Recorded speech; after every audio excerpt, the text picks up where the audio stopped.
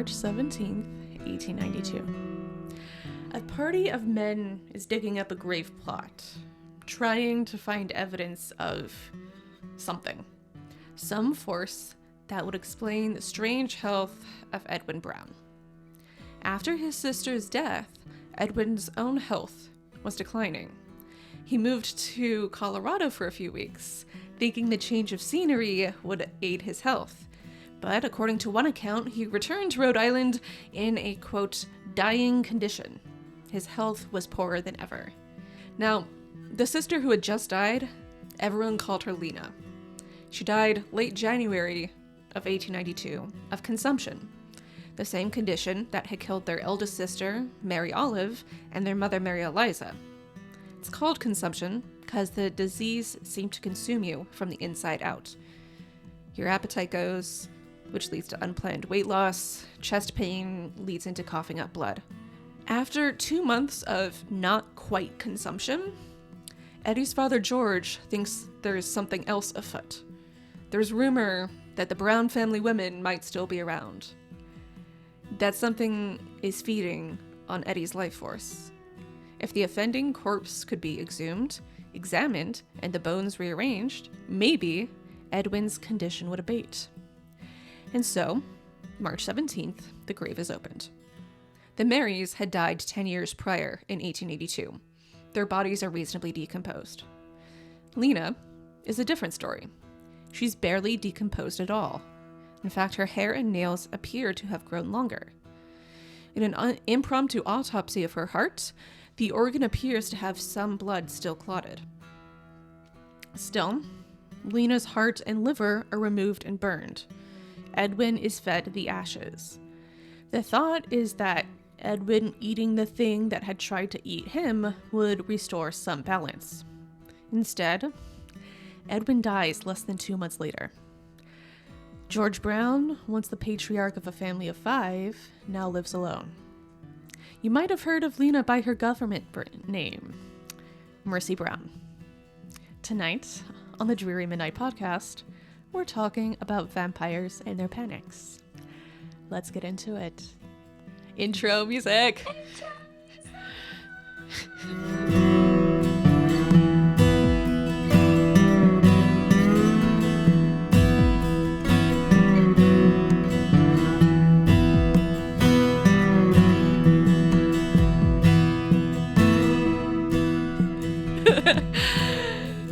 Also, my name is Lisa. My pronouns are she, they. My name is Liz. My pronouns are she, her. Mercy freaking Brown. I knew it. As soon as you said Edwin Brown, I was like, oh, yeah. So you've heard of Mercy Brown, then? I have heard of Mercy Brown. Are we going to touch on her more, or so that, only for the intro? That was only for the intro.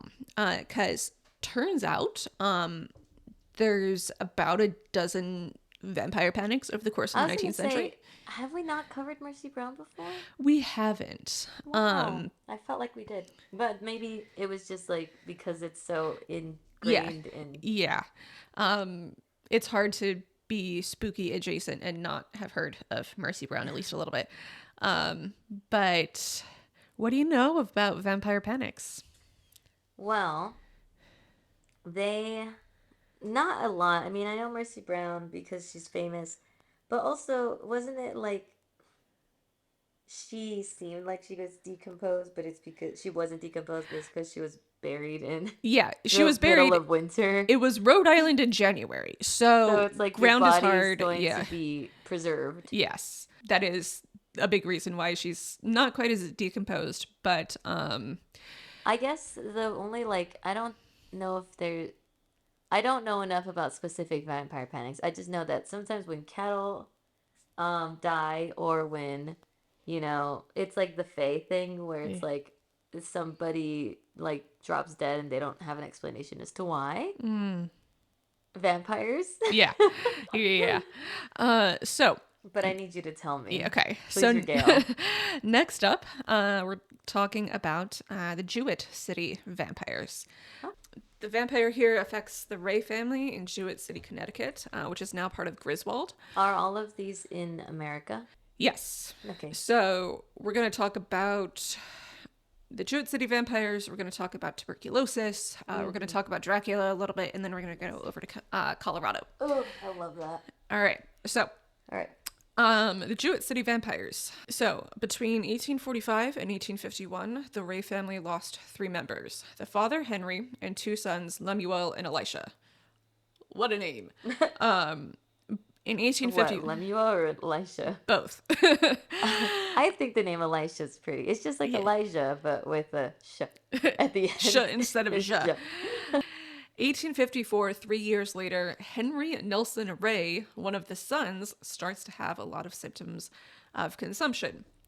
But it's not consumption, it's clearly a vampire. Lemuel and Elisha are exhumed and their bodies are burned. Not sure if Henry Nelson had to consume the ashes like Edwin did. Edwin did. Consumption is, in modern day, it's tuberculosis, right? Correct. Okay. That's my next section. I was just making sure. Yeah. Whatever remedy they were trying, it did not work because Henry Nelson Ray dies later in 1854. This is interesting because it is 40 years before the more famous Rhode Island case, but it still has a similar cultural context, just pre-Civil War and not post-Civil War.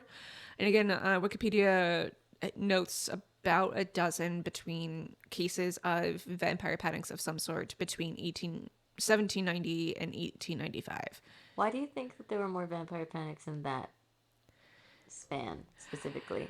So this is pure speculation, but I think tuberculosis is spiking and people are becoming more aware of like tuberculosis and things like that, but germ theory is not quite a thing yet. So they don't necessarily know isolating and things like that, but also tuberculosis could be latent for years. Oh, I didn't know that. So there are theories that Mercy Brown got the virus or got tuberculosis Like from when her mom and sister were sick, but it just didn't manifest until later. For 10 years, yeah. Damn. So then in that case, Edwin probably also might have had it for a while and not have known.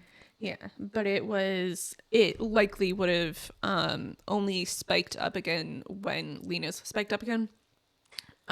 Imagine having to... Imagine being George. Oh my God.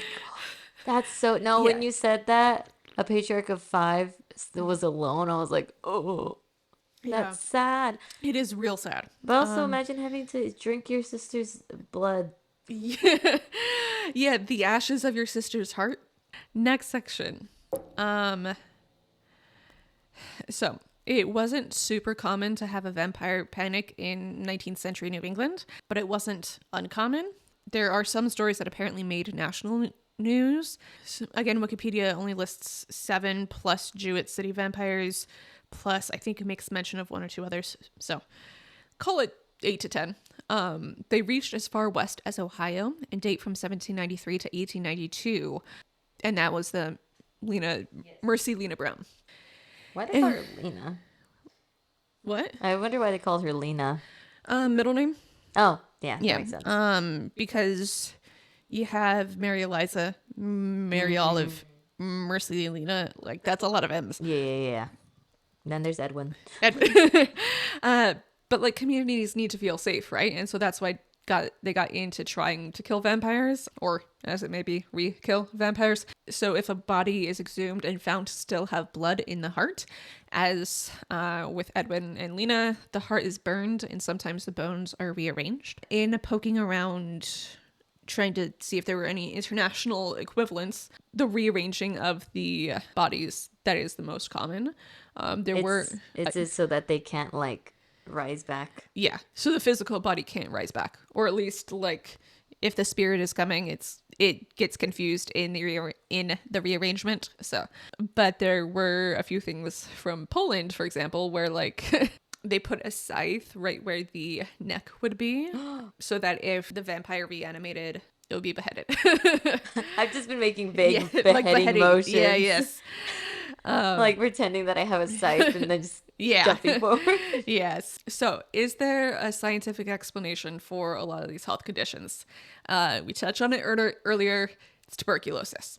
Yeah. In a paper entitled Bioarchaeological and Biocultural Evidence for the New England Vampire Folk Belief by Paul S. Sledzik and Nicholas Bellatani, quote, to date, 12 historic accounts documenting vampire beliefs and activities in the 18th and 19th century New England have been located. These accounts are found in southern and western Rhode Island, central southern Vermont, southeastern Massachusetts, and eastern Connecticut, and range in time from the late 1700s to late 1800s. 11 of the 12 accounts denote consumption as the cause of death and of the vampire and many deceased relatives. The vampire belief is based on a folk interpretation of the physical appearance of the tuberculosis victim and the transmission of tuberculosis. You know, if I didn't know what tuberculosis was, but I knew what vampires were, and I saw somebody slowly dying and wasting away, I think I would also kind of think that might be it. Yeah. You know? Yeah. Well, because this goes on to say, as the name consumption implies, the disease caused sufferers to waste away and lose flesh, despite the fact that they remained active, desirous of sustenance, and maintained fierce will to live. Yeah. The dichotomy of desire and the wasting away is reflected in the vampire folk belief. The vampire's desire for food forces it to feed off of living relatives who suffer similar wasting away. Vampire folklore tradition is also consistent with modern knowledge of the transmission of tuberculosis. Many of the historic accounts indicate that family members living in close association became infected with the disease before or soon after the death of the vampire. Yeah, well, Yeah. tuberculosis spreads, but Yeah. also vampire feeding on other members of the family also makes sense. Yeah. But this goes on to say, last paragraph here, that tuberculosis is notorious for being transmitted between individuals of different generations living under crowded conditions, a situation common in rural 19th century New England farming communities. Seasonal periods of low nutrition and the unsanitary conditions of 18th and 19th century farming compounds increase the opportunity for transmission of tuberculosis between family members. How is tuberculosis spread? Is it through... It's air. Air. Like air and coughing. But like, again, if you're coughing up blood, you mean you're probably coughing a lot. According to the CDC, tuberculosis is caused by a bacterium called Mycobacterium tuberculosis. It mostly affects the lungs, but can spread to the brain, kidney, spine, and lymph nodes, often at the same time. Not everybody infected becomes sick, so there's what's known as inactive or latent TB and also active TB. That's suspected why it took Mercy Brown about 10 years to actually get sick. Her mom and sister died when she's 9, but she actually dies when she's 19. Yeah. And again, as for her body not decomposing, she dies in January in Rhode Island. I need to reemphasize that. It's so cold that her body was likely preserved, or at least decomposed a lot slower. Additionally, skin shrinks a little bit after you die, which is most obvious around the fingernails, so they look like they've grown out a little bit, even when it's just the skin that's moving back. Well, that's a myth that some people, even to this day, still believe, is that your hair and nails grow even after death. Which... Surprise, it's just the skin shrinking back, not that. Exactly. Yeah. But then again, like I said, if I was these people and I didn't know that. Yeah. Then, like, especially, I can see why all of these circumstances put together. Yeah, exactly. Lead to that conclusion. Because if you can't see what the deal is, like why this is spreading, and it makes sense to look back at like, okay, well, Lena just died, let's see what the deal with Lena's body is. Exactly. And Lena still has her heart intact, but the doctor doing the exhumation apparently noticed tuberculosis damage on her lungs. By the late 19th century, they apparently knew what tuberculosis is and could notice, at least posthumously, what its effects on the lungs were. So they could, so like the doctor during kind of that impromptu exhumation of her like heart, liver, lungs was like, oh, I've noticed trace amounts of tuberculosis on her lungs. So like if you're just observing, okay, well, her heart's still got some blood and her fingernails look like they've grown, and Edwin is still not doing too great even though it's been 2 months and the change of scenery didn't do anything for him, then like maybe Lena is connected after all, right? Did they know how tuberculosis spread? Like that it spread through air and contact and coughing and stuff? Like I don't know. I did not look into that. Because were they just like, wow, when we put them outside, they feel so much better. But they didn't realize that they could like spread it between family members. Because I that could don't also know. play a factor of like if Yeah. they didn't even know. Yeah. Even the like going to Colorado for a few weeks didn't do anything for him. Which Yeah. also like Do you think he would have died anyway? I think probably, probably. given that he's not that he's in his like teens and 20s in 1892, like he would have been dead at some point anyway. Or set some kind of a new record. I think there would have been, if it, again, he's living in rural Rhode Island in the 1890s. If it hadn't been tuberculosis, it would have been something. Because I was So, gonna say, at least like it's tragic that they died, but at least they didn't like kill someone, you know? yeah. Yeah. Originally, that was where the research I had for Vampire Panics ended. But then, But then I have addendum / tangent. Dracula. Because we yeah, can't talk about vampires without talking about Dracula. I saw somewhere on the internet that the Mercy Brown case might have loosely inspired a Dracula. yes, The novel is published in 1897, so it's definitely feasible that a lot of Lucy's symptoms seem a lot like tuberculosis. Yeah. But literarily speaking, there are two precursors to Dracula. First is The Vampire by John William Polidori, Vampire with a Y. And the second is Carmilla by Joseph Sheridan LaFanu. The Vampire was written in 1819. If you're familiar at all with the circumstances that created Frankenstein, The Vampire was written in the same party. Ooh. It's like Mary Shelley, Lord Byron, Percy Bysshe Shelley, yes, John Polidori, a couple of other people. And it turns out taking laudanum and avoiding Lord Byron is a really great way to write Gothic classics. Because that, again, is the circumstances that created Frankenstein. And The Vampire is a novella. Kind of starts this seductive vampire type thing, because until that point a lot of the vampire lore is similar to the Wendigo, where it's not quite personified, it's just this terrifying other, capital O. But the vampire is deadly, like definitely has at least one confirmed kill. But if I understand an early version of what if being dangerous is also kind of hot? you know, it's so funny. And Camilla, it's the same way. Yeah. Carmilla is literally the next sentence I have in my notes is Carmilla is what if being deadly and a lesbian was hot? It does start the lesbian vampire trope. They should have made Twilight a lesbian movie. They're cowards. Listen, Stephanie Meyer's Mormon. Like, know. lesbians are not allowed in Mormonism, apparently. But wouldn't it make it so much juicier? If It everyone would was have a made it woman? so much more interesting, honestly. But if you've listened or read Filthy Rich Vampires by Geneva Lee, male love interest's sister is Carmilla, and she winds up with his female best friend. So, you know. Sounds like a good read to me. Yeah. Not to, you know, spoil book 3, but it starts the lesbian vampire trope, but also plays into the Victorian standards of morality about who can love whom and how. And turns out the moral panic in this one is, again, lesbianism. All of that brings us to Bram Stoker. At the time he was writing Dracula, the vampire had been out for almost 80 years. Carmilla had been around for about 25.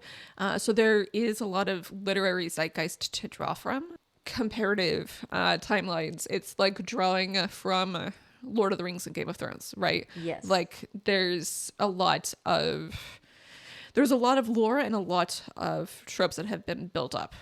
Yes.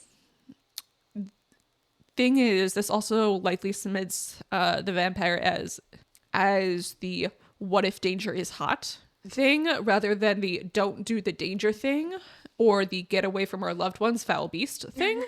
It really starts to lean into the do the danger thing. Danger is hot. Yeah. A lot of places have an idea of life force stealing entities, not necessarily by the name vampire or a variant therein, but still in the sort of don't do the danger thing way. Yes. Before Polidori, these creatures are always vague but always deadly. by Stoker, they started being hot. But they weren't always cohesive rules about don't go into sunlight or don't take a photo of a vampire. But that wasn't really a thing until Bram Stoker. He, according to Atlas Obscura, he came up with a lot of the rules of vampirism as they're widely known today. What they are, how you become one, what a vampire's powers and weaknesses are. None of that was really set in stone until Bram Stoker. Like he had notes for one of the things is an insensibility to music. Being a monster, you wouldn't be able to understand this great art. That was in the notes, but it eventually cut. One of the others is you... Yeah, because they gotta make him... And this is again from Atlas Obscura in an article about Bram Stoker's notes for Dracula. One of the other things is you couldn't Kodak him, as in the early Kodak cameras. You couldn't photograph a vampire. Instead... For this one, for Stoker, it'll turn out like an X-ray, which was also a new technology. At least I love when old-timey authors put in new technology. Yeah. Like the amount of blood transfusions. Yes. That are just done incorrectly in that book. Yes. Because blood transfusions were not 100% known yet. And so we're reading it like a couple hundred years later, like... We're just going to ignore that. Yeah. Okay, and so then the last thing, we're circling back to Vampire Panic again. But this one is in Colorado. And it's called the Lafayette Vampire. The Lafayette, Colorado. This is much more in the La Llorona, don't do the danger thing style of a vampire panic. It's an urban legend which officially, according to Wikipedia, begins in the 1950s, where the local youth were told by their parents that a vampire was buried in the Lafayette Cemetery.